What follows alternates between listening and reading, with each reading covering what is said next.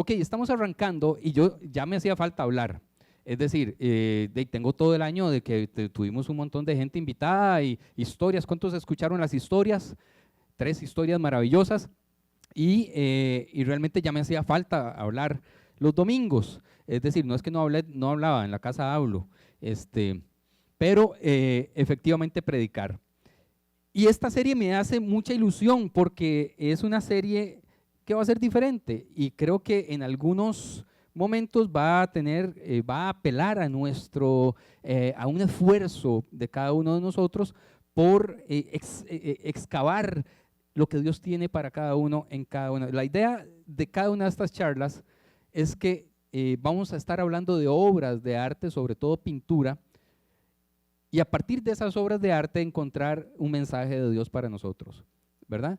Y es que realmente no solo se predica con un micrófono en la mano en las iglesias los domingos. De hecho, y lo más interesante de todo esto es que mucho antes, pero mucho antes de que se parara un carajo con un micrófono en la mano, se predicaba y se predicaba sin hablar. De hecho, las primeras pinturas rupestres hablaban de la creación o no, y hablaban de los fenómenos meteorológicos que no entendían y estaban intentando por lo menos explicar qué había más allá. Para ellos todo era Dios, ¿cierto? El volcán era un Dios, el fuego era un Dios, los truenos y relámpagos era Dios, los granizos era Dios. Es decir, veían a Dios en esto, estaban conectados con Dios.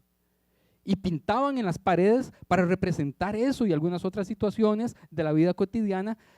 ¿Para qué? Porque la verdad es que no habían grandes comunidades que se reunieran para que alguien les instruyera, pero tampoco había medios de comunicación para que la gente leyera un libro, para que la gente escuchara radio, sino que dejaban en pintura el mensaje que hasta el día de hoy algunas de esas lo tienen. Pero interesantemente, todavía en la era, digamos, románica, en la etapa románica, eso es antes de la Edad Media, después de la Antigüedad y antes de la Edad Media, hay una etapa que se llama la románica, donde ya el cristianismo se había digamos, sí, desperdigado, vamos a usar una palabra que no me gusta mucho, pero había crecido y había establecido comunidades en casi toda Europa, y había iglesitas pequeñas que se llaman románicas. La gente no sabía leer ahí. Y de hecho la gente no iba todos los domingos porque vivían larguísimo de las iglesias. Iban una vez en la vida. Iban 1 o 2 veces en la vida a una iglesia. Y cuando entraban a una de esas iglesias, normalmente escuchaban en latín un sermón y no entendían nada. No entendían nada. Entonces la predicación hablada durante la mayor parte del cristianismo no servía para nada. ¿Qué encontraban cuando llegaban a esas iglesias? Encontraban un pantocrátor, un Cristo ahí, redentor, y esa pintura era tan importante para su vida que con eso entendían el mensaje de Cristo, porque no sabían leer tampoco. Y llega la Edad Media, las grandes catedrales, y esta gente también peregrinaba a una catedral, llamemos cuál es la que se quemó hace unos años, Notre Dame. Y esa tiene digamos, un vitral muy famoso. La gente nunca había visto vidrio de colores. Y entraba a una catedral y lo primero que encuentra son esculturas que cuentan el evangelio. Nadie tiene que hablarles, ellos lo van entendiendo como cuando uno es pequeñito y en la iglesia le ponían en el fieltro las figuritas del Antiguo Testamento. Usted no tiene que saber leer, usted ve. Y va entrando. De hecho, la Sagrada Familia en Barcelona es todo el evangelio. Usted entra por una puerta y cuando sale por la otra puerta atrás, le contaron el evangelio y nadie le habló. Por medio de pinturas, de escultura y de la arquitectura. Entonces, sí, las pinturas cuentan a Dios también, ¿o no? De hecho, la Biblia dice que la creación entera cuenta la gloria de Dios. Y tenemos que aprender a escuchar las voces de otros predicadores, no solo los clásicos, aquellos que pintaron porque amaban a Dios o buscaban a Dios. Hoy quiero hablar de un pintor un poco extraño, Sí me estoy explicando, sí. Las pinturas y las obras de arte contienen también mensaje de Dios. Y vamos a extraer de ellas. Este hombre, guapísimo, claro, no le ayudaba tampoco el que lo dibujó, por supuesto. Se llama Hieronymus Bosch. Normalmente se le ha llamado el Bosco. Muchas gracias, Gaby. El Bosco. ¿Alguien ha escuchado hablar del Bosco? Era un pintor, digamos que flamenco, en lo que hoy son los Países Bajos, 1400, en el año 1400 por ahí. Es decir, antes de que descubrieran, si es que se le puede llamar descubrimiento, América, antes de todo eso, ahí vivía este Hieronymus Bosch. Este hombre pertenecía a una comunidad muy interesante, a una congregación llamada la Hermandad de Nuestra Señora, así se llamaba. Y era un estudioso de la Biblia, pero además se convirtió y es más conocido como pintor que como cristiano. Sin embargo, yo lo admiro más como teólogo que como pintor, y me van a perdonar los que son más instruidos que yo en el asunto del arte. Para mí era más teólogo que otra cosa. Era un gran teólogo y lo vamos a ir descubriendo. Así que este hombre, Hieronymus Bosch, se le conocen unas 25 obras nada más. No fue demasiado prolífico, pero esas 25, 24 obras, de las cuales creo que 3 están en el Prado en Madrid, vamos a estudiar una de ellas. Pero bueno, era un adelantado a su tiempo. Y lo vamos a ver en la pintura que vamos a estudiar hoy. Era un adelantado a su tiempo, como casi todos los reformadores.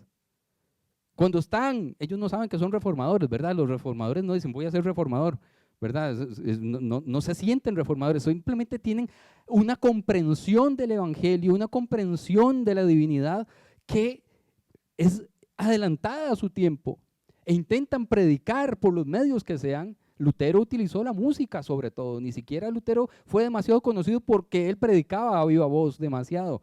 Él escribió y él componía música, y la música corrió más rápido que los libros, eso se lo aseguro.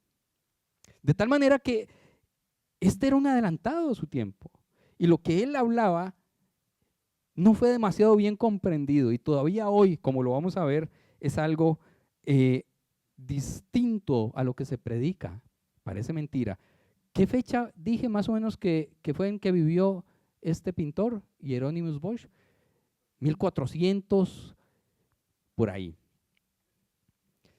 Así que voy a darle vuelta a esto, vamos a ver si lo logro. Hoy voy a tener que hacerlo 2 veces o 3. Me avisan si queda bien, porque yo soy TOC, y si queda medio torcida, después veo el video y me da una carajada, si queda torcida. Él pintaba sobre todo trípticos de estos, ¿verdad? Son retablos que se ponían en las iglesias, sobre todo en los altares, y que constaban de 3 partes, ¿verdad? La de la izquierda, que ahorita les voy a explicar cómo funcionaba, el panel central, y la de la derecha, y lo están montando en el Prado. Y eso se cerraba como un closet, y por detrás, esas 2 puertitas también tenían un mensaje, que ya casi vamos a hablar.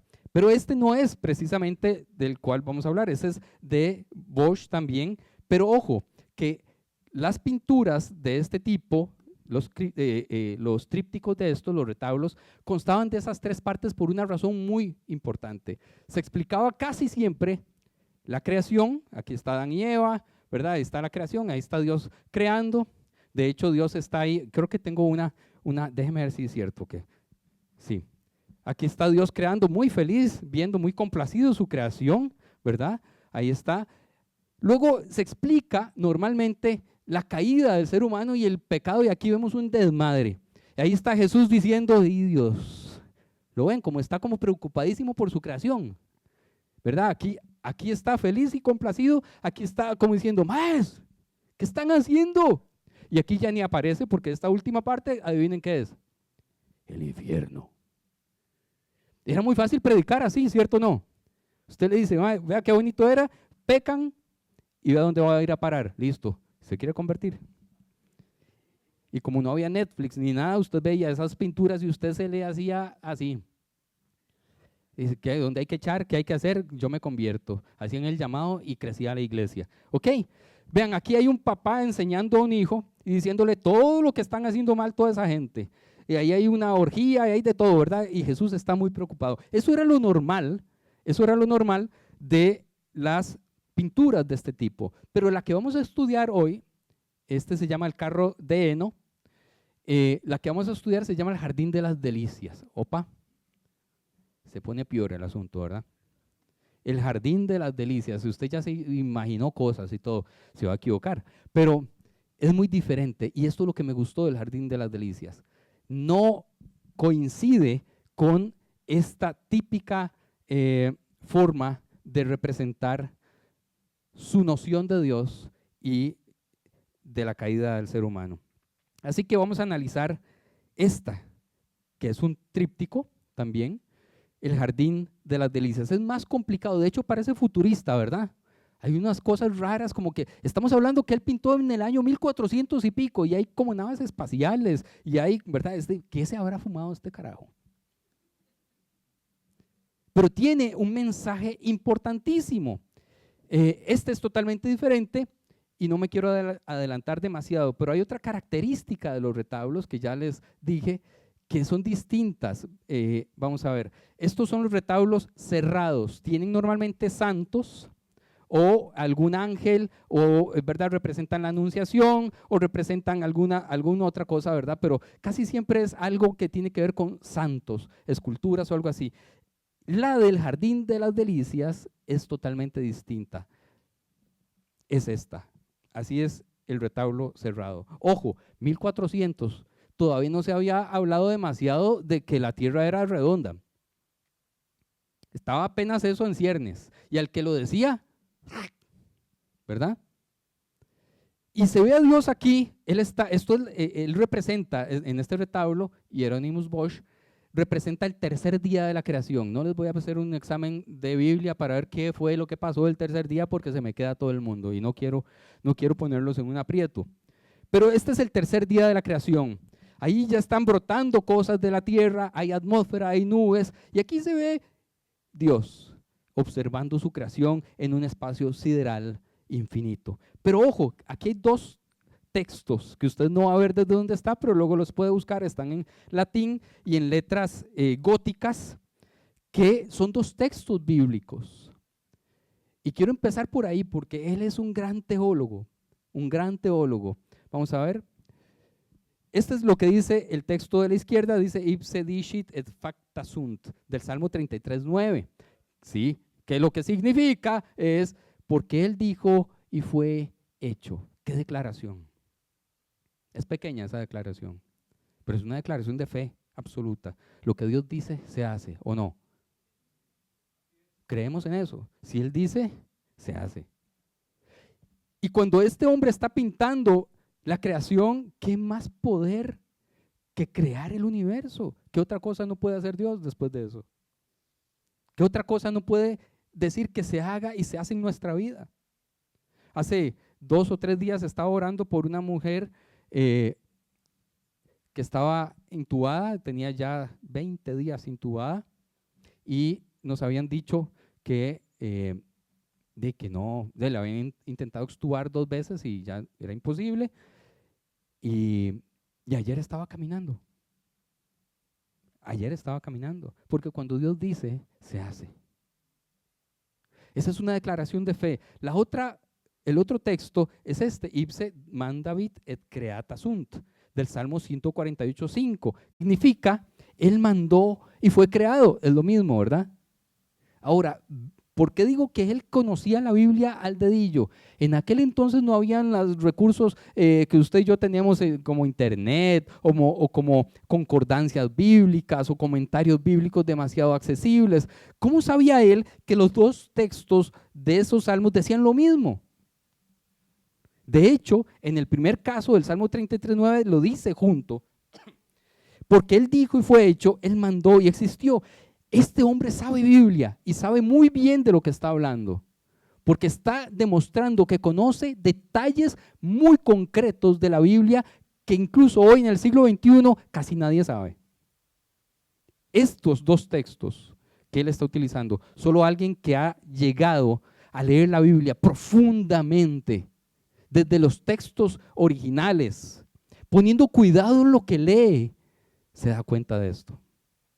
Y está diciéndonos, cuando Dios habla, se hace. Cuando Dios ordena, eso se cumple. Creemos en eso. Eso es el retablo cerrado. Imagínense lo que viene por dentro. Realmente es un mensaje maravilloso. Y es un hombre que es considerado un gran pintor, pero para mí es más teólogo que otra cosa. Habla del Dios todopoderoso, el creador de todas las cosas. Ahora vamos a ver el interior del cuadro. Ya lo había mostrado, pero aquí lo tenemos. Una vez más tenemos un primer, digamos, un retablo, digamos, a la izquierda, el central y el panel de la derecha. Recuerdan que lo clásico era que en el de la izquierda se hablara de la creación, en el del centro la caída, y usted se puede equivocar porque ve gente chinga, ¿va? Y nos han enseñado que lo que está chingo es pecado. Y entonces ya nuestro cerebro mal informado y verdad, sí, estamos enfermillos de la UPA, entonces todo lo que sea un desnudo ya lo vemos como pornográfico.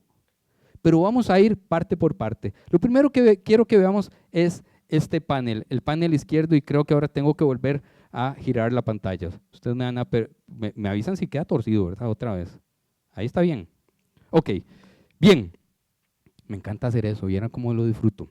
Mientras no se caiga la pantalla, todo bien. No voy a disfrutar mucho eso. Muy bien. Aquí lo primero que llama la atención es el cuadrante de abajo. Se dividen siempre en tercios, más bien. Este primer tercio de abajo, luego viene una parte aquí, de hecho se ve como una división aquí y luego la parte de arriba. Centrémonos en esto. Es muy diferente a como todo el resto de pintores, o muchos del resto de pintores de su época, dibujaban la creación de Adán y Eva. Siempre la dibujaban, bueno, aquí hay una cosa clásica, las dibujan blanquitos, eso sí, y a Dios, casi como Jesús, de hecho Jesús, también blanquito y machito, y le vamos a perdonar eso. Era un europeo que de ahí, así era como aprendió y creía eso. Bueno, pero hay cosas interesantes. Siempre se dibujaba, se pintaba a Eva, saliendo de la costilla de Adán, subordinada a Adán. Y aquí la vemos, una creación totalmente distinta, una creación totalmente distinta. Él nos está basando en Génesis 2, 21 al 22, donde se dice que Eva fue sacada de la costilla, sino que se está basando en Génesis 1, 27, donde los dos fueron creados al mismo tiempo. Pero más allá, ¿quién es la que está más cerca de Dios, Adán o Eva? Ella lo tiene hasta agarrado de la mano. ¿Y por qué este hombre está pintando eso tan diferente? Porque siempre nos habían enseñado que ella era la mala, ¿cierto? De hecho, la teología durante muchos cientos de años nos decía que la mujer era la que provocó la caída del ser humano y por eso vivimos como vivimos. Así es que es, o así es que eso es lo que… Pues no me asuste, ¿va? Amén, dice. Así es como dicen que es, ¿va? No me enrede aquí. Ok. Nos han enseñado, de hecho una vez yo estaba hablando de este tema de la mujer en la Biblia y alguien levantó, era una conferencia de pastores, estaba lleno de pastores y un pastor levanta la mano, creo que este era peruano y me dice, yo había leído que Roma cayó porque le dieron poder a las mujeres. Y yo dije, o sea, lo que me estaba queriendo decir él es, la iglesia, si le damos el poder de la iglesia a las mujeres, también va a caer como Roma. Claro que en este momento no tengo tiempo, pero le demostré que Roma no cayó por las mujeres.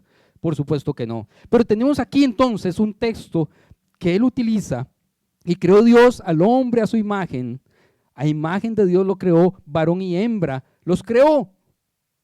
Este es un texto enigmático, porque esta palabra hombre nos está refiriendo al varón macho. Está refiriéndose, aquí creo que la palabra en hebreo es Enosh, que significa humanidad. Y si no es Enosh, es Adam, que significa creación humana. Porque aquí sí hace la separación. Y los crea iguales. Y ya metafóricamente se habla en el otro texto que nace o que sale de la costilla del hombre, varón, macho. Y entonces a partir de ahí, como nos gusta ese texto de los machos varones, ¿verdad? Que ellas salen de nosotros. Y por lo tanto yo soy primero. Dios nos creó primero a nosotros y segundo a ellas. Pero este texto dice que no, fueron creados al mismo tiempo, en la misma dignidad, ¿cierto o no? La misma dignidad y representan la misma imagen de Dios. Los dos.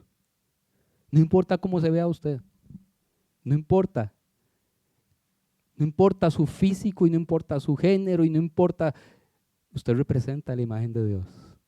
¿Cierto o no? Pero lo que veamos en otras personas representa la imagen de Dios también. No importa el color de piel, no importa de dónde venga, no importa si tiene documentos o no tiene documentos, representa la imagen de Dios y merece dignidad y respeto. ¿Cierto o no? Nos han enseñado muy mal. De hecho, nos han enseñado a sospechar del color de piel.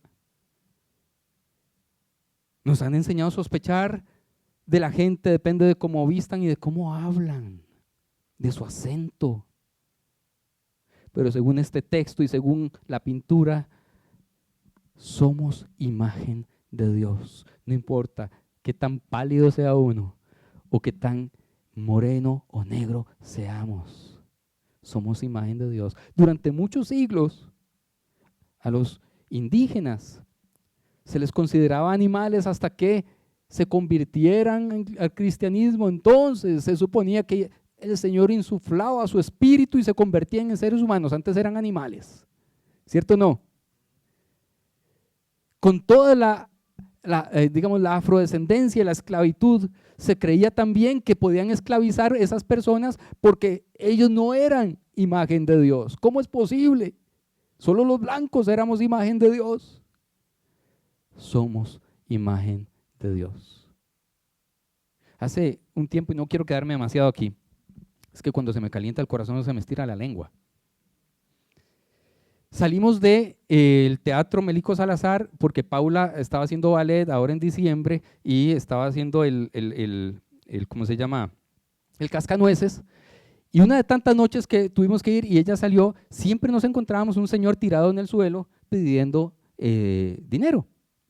Y tenía el pantalón enrollado así y una herida aquí, así una herida. Y me dice Paula, papi, ¿verdad que es mentira? Ese señor no está enfermo. Y le digo, ¿por qué crees que no está enfermo? Porque el año pasado lo vi igual. Yo le voy a poner atención, Pau, porque puede ser. Puede ser estamos saliendo de un teatro, puede ser un muy buen actor. ¿Verdad? Al día siguiente lo vuelvo a ver ahí y le doy algo y le digo, no, Pau, él sí está enfermo, lo que pasa es que él no tiene cómo curarse. Tiene una herida que está infectada hace mucho tiempo, pobrecito. Ah, ok, es que a mí me dijeron, y ahí viene el prejuicio, ¿verdad? Ni se le acerquen, no le hablen. De hecho, llaman a la policía para echarlo de ahí. Pero nos enseñan a sospechar de la gente. Pero eso no fue el plan de Dios. ¿Me estoy explicando? Sigamos acá. En el tercio central vemos como una fuente futurista, un lago del cual yo sé que se ve muy chiquitito, pero ustedes después si quieren lo buscan, pero aquí empiezan a salir unos animales que primero son peces y se van convirtiendo, les van saliendo patitas y se van convirtiendo en animales muy extraños, hasta algunos muy conocidos, pero otros muy raros, unicornios y todo. Estamos hablando de 1400 y este hombre está hablando de la evolución. Está hablando de la evolución. De hecho, el texto bíblico dice que del abismo, es decir, del agua, surgieron los monstruos marinos y que de esos monstruos marinos surgieron las aves. Eso es lo que dice la Biblia. Pero a mí me enseñaron que la evolución era que veníamos de los monos. No había ni nacido Darwin. Quiero hablar de esto. Volvamos al tema de la mujer. Ustedes vieron a esta mujer, ¿cierto? Esta obispa que se llama Marian Edgar Butler fue la que le pidió al nuevo presidente norteamericano que tuviera misericordia. Porque todos somos imagen de Dios. Porque todos y todas somos imagen de Dios. Y aquí entonces yo leí un montón de comentarios, yo no sé si a usted les pasó, gente que empezó a decir, ahora en el siglo XXI, es más, ya terminando el primer cuarto del siglo XXI, que decía, la mujer no tiene que predicar, no sabemos cómo es que terminó una mujer haciendo ese mensaje ahí. No han cambiado mucho las cosas, por eso digo que Hieronymus Bosch era un predicador adelantado a su tiempo. Está hablando que Eva tiene la misma dignidad, que tiene la misma dignidad, no solo de ser persona, sino de predicar y de hablar de la misericordia de Dios. ¿Tienen las mujeres la misma dignidad para hablar de la misericordia de Dios? Si tuvieron la misma la dignidad de parir al Hijo de Dios, ¿tienen derecho de hablar sobre el Hijo de Dios o no? Y yo veo que todavía hay muchos mensajes que ponen en duda esto. No solo la Iglesia Católica, aunque acaban de nombrar a una mujer en un puesto muy importante, pero todavía con un montón de sospechas, no puede tener mucho poder.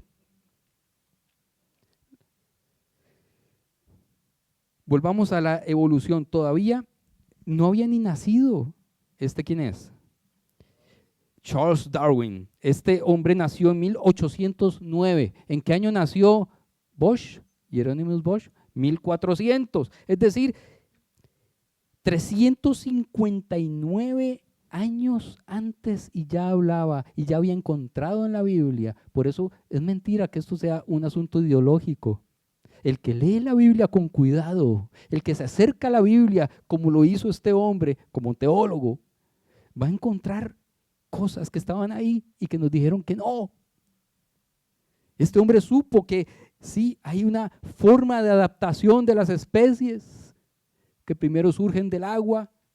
No hablaba como de los seres unicelulares, de lo que realmente ahora conocemos, de donde vienen todo el resto de seres, pero sí se ven ahí los animalitos que van surgiendo y se van transformando en algo cada vez más grande hasta convertirse en lo que nosotros conocemos. Este hombre estaba adelantado a su tiempo. Ahora quiero ir al panel derecho y voy a dejar el panel central para el final. ¿Y por qué quiero dejar el panel central para el final? Porque el panel derecho, el último, el que correspondería al infierno, tiene las claves para entender el panel central. Este se pone complicado porque se me parece más a Dalí. ¿Han visto los cuadros de Dalí? Que otra cosa, pero tiene mensajes importantísimos. Parece algo futurista incluso para nosotros hoy en el año 2025, ¿verdad? Y ahora vamos a empezar de arriba para abajo, una ciudad en llamas y un montón de refugiados y emigrantes. Un montón de personas que tuvieron que huir de una guerra. Un montón, miles de personas huyendo del desastre de la guerra. No tienen la culpa de tener que huir, ¿cierto o no? Sus países o esa ciudad metafórica, sea cual sea, está siendo quemada. Y nadie quiere quedarse a vivir ahí con su familia. Tienen que huir. Quienes huyen de su país no lo hacen porque aman salir de su país. No hay nadie que quiere dejar su país. Salen porque no hay otra alternativa. Salen porque tienen que sobrevivir. Ahora, este panel derecho no es el infierno. No representa el infierno. Ojo, que representa un montón de cosas que son reconocibles para nosotros aquí en la tierra, ¿cierto o no? Hay instrumentos musicales, hay barcos, hay un cuchillo, ahorita vamos a ver eso, hay una ciudad en llamas, hay refugiados. Es una visión distinta, esto no es el infierno, esto es nuestra sociedad actual. Vamos a analizarla. Fijémonos entonces, comparativamente con el tríptico que les enseñé al principio, que si era el infierno, este no es el infierno. Vemos esa guerra, una ciudad en llamas, soldados que huyen, inmigrantes, refugiados. Este cuadro de Hieronymus Bosch nos representa el mundo de hoy. Y tiene un mensaje para nosotros hoy, que surge de la Biblia. Es demasiado crítico. es demasiado crítico. Vean fijémonos ahora en este detalle. Ahí tenemos miles y miles de personas que van huyendo y tenemos un detalle muy raro ahí. Son personas vulnerables, obligadas a partir. Siempre son las personas vulnerables las que tienen que salir, ¿cierto o no? Las personas que no tienen otros medios para vivir. Es una ciudad muy parecida a esta otra. ¿Saben cuál es esa? No, Gaza. Y miles de personas regresando a la parte norte de Gaza. Pero lo que encuentran es destrucción, destrucción, destrucción. Ese cuadro de Hieronymus Bosch representa lo que vemos hoy en día en nuestra sociedad y en nuestro mundo, ¿cierto o no? Migrantes, refugiados, ciudades destruidas. Todavía personas que dicen que la mujer no es digna y que los diferentes no son dignos y que los vulnerables hay que someterlos. Y solo nosotros, los blancos, heteros, cristianos, somos los representantes de la imagen de Dios. Fijémonos, como les dije, en ese detalle de esas orejas con cuchillo. Son unas orejas con un cuchillo fálico. ¿Saben qué es fálico? Es decir, un pene. Pero el pene es violencia. Aquí otra vez está súper adelantado su tiempo. ¿Cuándo empezamos a escuchar nosotros del machismo y de la violencia de género? ¿Hace cuánto? Realmente hace poco. Yo cuando era muy chiquitito en la escuela no me enseñaban de eso. ¿A ustedes sí? No, ¿verdad? Lo que está haciendo él, vean dónde está puesto, justo dividiendo la parte de abajo de todo lo que está sucediendo aquí. Está diciendo, todo el desastre que hay en ese cuadro allá arriba, todo ese dolor, toda esa guerra, toda esa violencia tiene un origen. Y tiene un origen fálico. Nos hemos creído que nosotros los hombres somos los dueños de la tierra, que nosotros los hombres somos los dueños de las mujeres, que nosotros los hombres somos los dueños de los inmigrantes, que nosotros los hombres blancos, porque las orejas son blanquitas, somos más fuertes y tenemos que imponer nuestro criterio, nuestra religión, nuestras ideas, nuestra ideología. Está diciendo algo demasiado importante. Mucho o casi todo del dolor y de la violencia que tenemos al día de hoy nace de esa conducta violenta que tenemos los machitos. Nace de una conducta violenta. Nos enseñan a ser violentos. Yo no sé si ustedes se acuerdan cuando estaban en la escuela, cómo era ser chiquito, varoncito en la escuela. Si uno era un poco de ese tipo de niño que no le gustaba patear la bola, jugar a peleas, y ¿qué le decían a uno? Dígalo con confianza.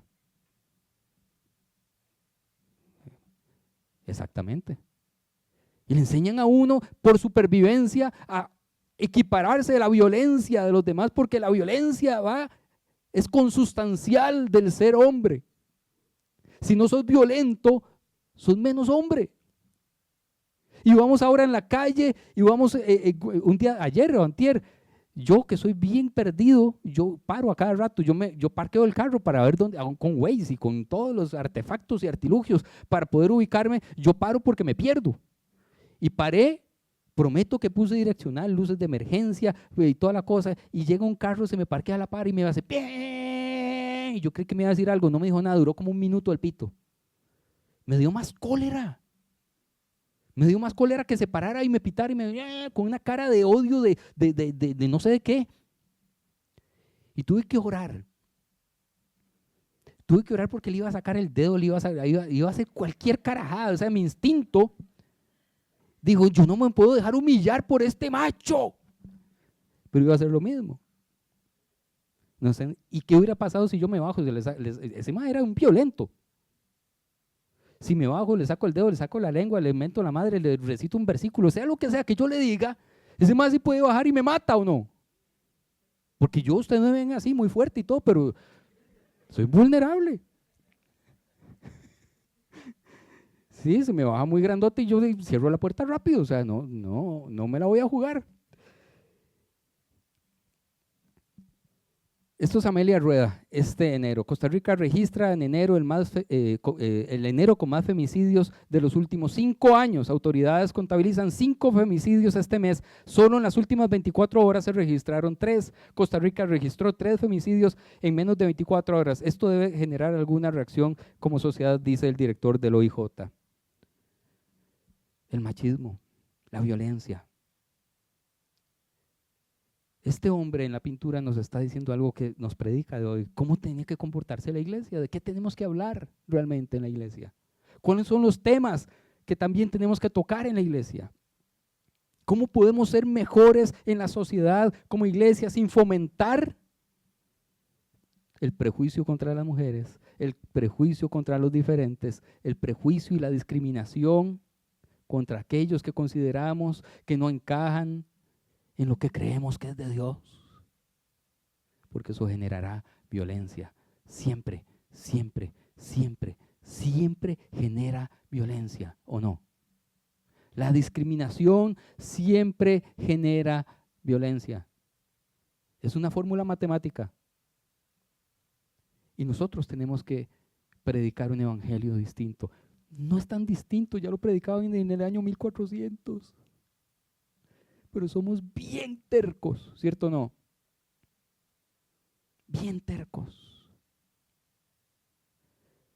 Alguien me decía por ahí, es que la Biblia dice que las mujeres tal y tal cosa, la Biblia dice que las personas LGBTIQ tal y yo, ¿dónde? Siempre pregunten dónde. Porque el 99% de las personas no sabe, porque no lo ha leído, lo ha escuchado de alguien. A mí me encanta Hieronymus Bosch porque sí lo ha leído. Él conoce la Biblia. En medio del caos vemos entonces aquí, no se ven demasiado bien, unos religiosos leyendo la Biblia, ¿lo ven ustedes? Están súper bien vestidos y leyendo la Biblia. En medio del dolor, en medio del caos, la iglesia está cómoda. La iglesia es complaciente. La iglesia dice, sí, que deporten a todo el mundo. Sí, que le quiten derechos a las personas. La iglesia se acomoda al poder. Siempre lo ha hecho. Por eso Lutero reaccionó, porque la iglesia se había acomodado al poder. Y luego otra vez los luteranos se acomodan al poder y surgen otras organizaciones. Y allí está, vean este texto bíblico. Si hubieran conocido qué significa misericordia quiero y no sacrificio, no habrían condenado a los que no tienen culpa. Me encanta. Misericordia fue lo que pidió la pastora, la obispa, ¿cierto? Si hubieran recordado que lo que necesitamos es misericordia y no sacrificio de nadie, no hubiéramos condenado a los que no tienen ninguna culpa. Yo creo que tenemos que seguir sin creer que tenemos la verdad absoluta en la mano. Seguir siendo firmes en lo que creemos bíblicamente. A veces el mundo nos va a retar a seguir viendo la Biblia con misericordia, como fuente de misericordia y no como fuente de juicio. Cada vez que nosotros nos ponemos del lado del juicio, nosotros no somos representantes del amor de Dios. ¿Por qué? Porque usted y yo somos testigos del amor de Dios o jueces, pero no podemos ser jueces y testigos al mismo tiempo. Cuando usted va a un juicio, usted va en calidad de acusado, en calidad de juez, en calidad de testigo o de abogado. El abogado es Jesús, ¿cierto? Dios es el juez. Usted y yo somos bien culpables, pero vamos en calidad de testigos del amor de Dios. Cada vez que nos brincamos el papel que nos toca, nosotros provocamos violencia y pecamos. Hay de ustedes expertos en la ley, ahí estaban leyendo todos cómodos en la pintura, pero así están muchos hoy, bien cómodos en sus escritorios de pastores, de sacerdotes. Ay de ustedes expertos en la ley porque se han adueñado de la llave del conocimiento, ustedes mismos no han entrado y a los que intentan hacerlo les han cerrado el paso. ¿Cómo les predicaremos a la gente que hoy se ve desplazada, amenazada, atemorizada? ¿Cómo les predicaremos? Se me está yendo el tiempo y claro que uno no puede ver todos los detalles de la pintura. La pintura tiene para una serie completa la pintura, pero habla mucho. Vean esto aquí abajo. Esta es la parte de abajo de la pintura. Ahora tenemos algo que parecía normal, pero no es tan normal. Instrumentos musicales que están torturando personas, ¿cierto? A uno le están pintando un pentagrama, que no es un pentagrama, es una notación musical distinta de 4 en las nalgas. De hecho, si usted busca, hay ya gente que ya interpreta eso, ya lo tradujeron y tocan esa música. Pero lo que está diciendo el pintor es que en medio de todo este caos, la música cambió tanto de su mensaje, que al principio era música para la iglesia, música para hablar de Dios, y cambió para contar otra historia. Y las mentes de las personas cambian dependiendo de lo que escuchan. Las mentes de las personas cambian dependiendo de lo que escuchan. Claro, en 1400 no había TikTok y no había Facebook y no había Twitter y no había, bueno, X, sigo diciéndole Twitter porque por rebeldía y todo. No habían redes sociales, no había radio, no había nada. ¿Qué sería el equivalente de lo que deprava nuestra sociedad hoy en día? Lo que entra por nuestros ojos y por nuestros oídos. ¿Qué estamos alimentando? ¿De qué nos estamos alimentando? ¿Por qué está la gente tan cabreada? ¿Por qué está la gente tan enojada? ¿Por qué la gente vota como vota? Las redes sociales forman nuestra mente.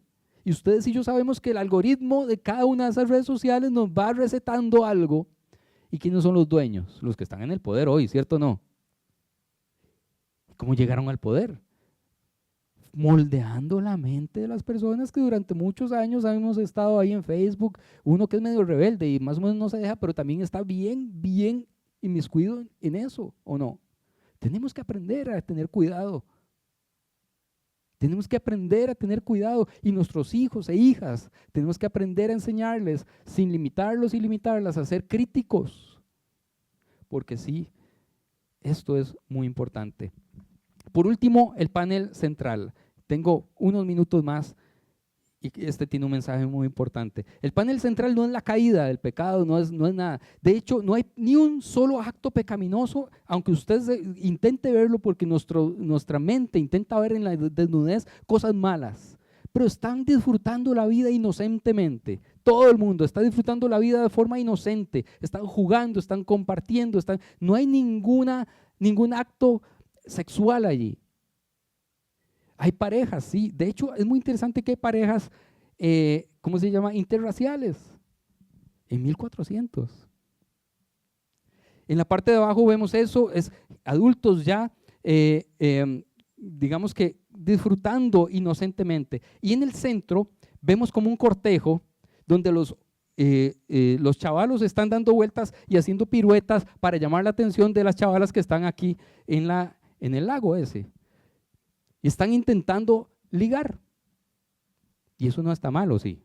Obviamente, si usted está soltero, puede hacerlo. Por supuesto. Pero es inocente, no hay nada malo, no hay malicia en esto. De hecho, aquí hay ya una pareja porque las mujeres son las que escogen. Ellas están viendo a los más que están ahí alrededor y ellas están diciendo con cuál me quedo. Ellas son las que escogen. Eso es muy diferente. En el año 1400 no había ni siquiera libertad de enamorarse. A usted le imponían con quién se tenía que casar. Y aquí una está saliendo, yo veo como que ya vio a alguien y va a ir ahí a decirle con usted, ¿verdad? Es inocencia, es inocencia. Arriba lo que tenemos es orden, simetría y Dios está ahí viendo contento cómo se desarrolla su creación. Ahora, quiero terminar y tal vez dejar unos minutos para comentarios y preguntas. Ya casi veo eso. Si este tríptico no nos está enseñando la creación, la caída y el infierno, entonces ¿de qué se trata realmente? ¿De qué nos está hablando? Vean, con todo esto de ver ese cuadro, esta parte central, el panel central, de forma inocente,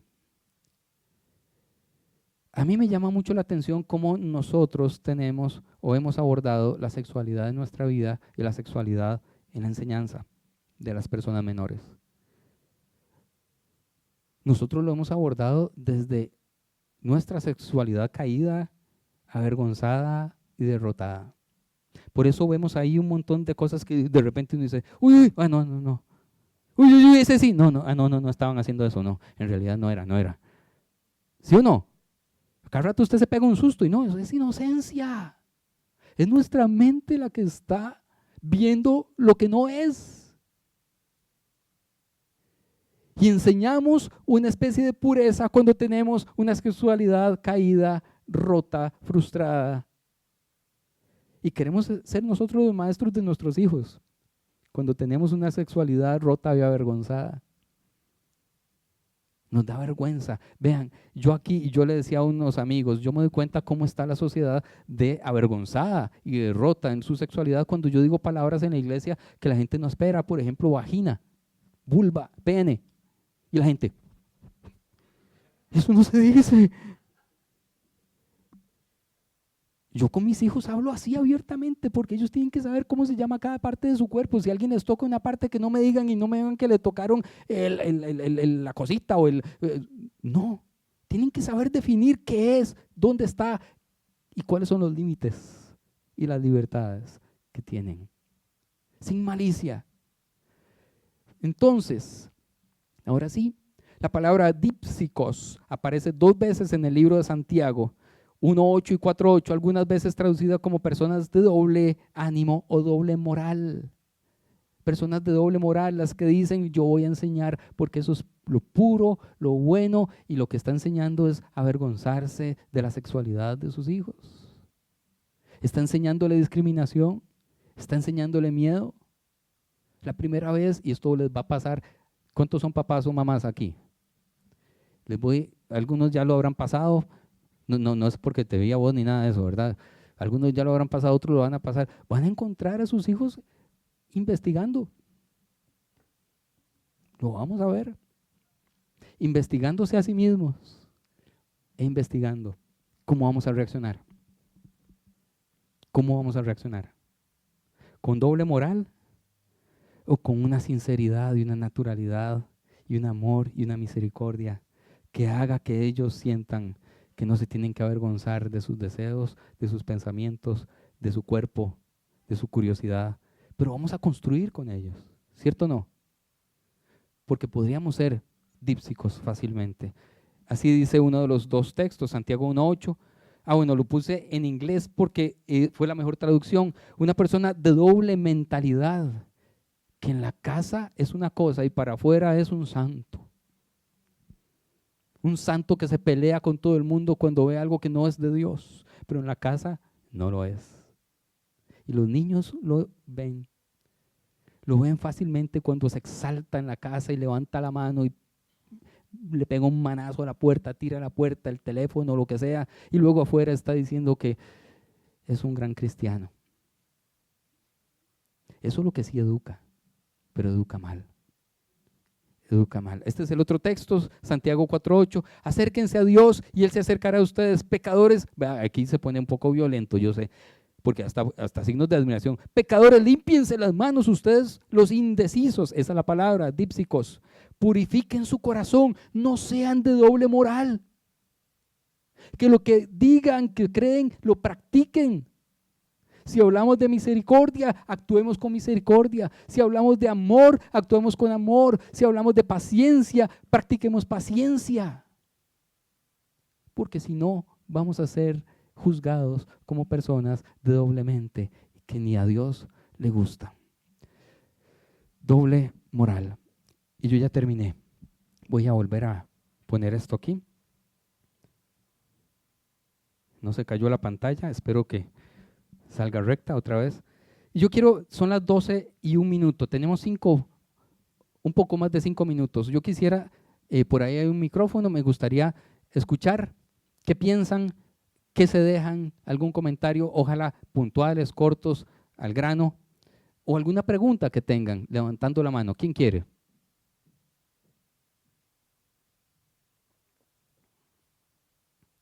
Y si no, nadie levanta la mano, quiere decir o que estuvo pésima esta carajada hoy y me la pelé, o que está clarísimo, clarísimo, clarísimo. A ver, ¿quién? ¿Algún comentario? A ver, gracias, gracias. ¿Quién? Yo estoy encandilado, así que no veo. Ajá, allá atrás, gracias.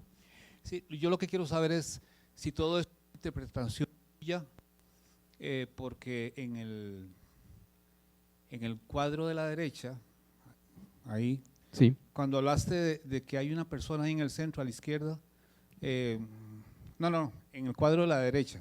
Ah, Sí, en el de mi izquierda a su derecha, sí. En el centro, ajá, ahí, que hay una persona leyendo la Biblia. sí. ¿Cómo justificas que él está leyendo la Biblia? Bueno, además, para hacer esta charla, leí como 5 comentarios de los expertos del cuadro de Bosch. En cuenta uno que es Carlos Francisco Echeverría, que es experto en esto. Él fue ministro de Cultura de Costa Rica y todos concuerdan, pero cuando uno lo amplía y lo ve grande, ellos están vestidos como frailes y está leyendo la Biblia. De hecho, hay algo muy interesante. En el año 1400, en el año 1500, solo un tipo de personas tenía libros. Ahí no había novelas, literatura, cuentos, etcétera. Solo había un tipo de personas que podía tener libros y vestidos de fraile. No hay de otra. Parecería casi imposible que fuese otro tipo de persona leyendo otro tipo de literatura. Y además están muy tranquilos en medio del caos. Eso es un hecho absoluto. Están muy tranquilos. Sea quien sea que está ahí, está muy tranquilo en medio del caos. Y los intérpretes y los expertos apuntan a que son frailes leyendo el texto bíblico. Con mucho gusto. ¿Quién más? Ajá. O sea, a mí me llama demasiado la atención como la dimensión que se le da al discurso en el panel de la derecha, como al auditivo y a todo esto, porque uno pensaría como que esto es algo de las ciencias sociales que hablamos muchísimo últimamente, ¿verdad? Bueno, yo soy politólogo también. Entonces como que uno siempre habla como de la preponderancia que tiene el discurso en la sociedad y cómo esto incentiva la violencia y todo esto, y cómo este señor desde 1400 está diciendo, bueno, peleen ojo en el discurso y qué es lo que están escuchando porque nos puede llevar a incitar violencia. Sí, me encanta eso que estás diciendo, por supuesto. ¿Por dónde aprendemos a ser nosotros, a entender nuestro rol en la sociedad? ¿Qué es lo que nos han dicho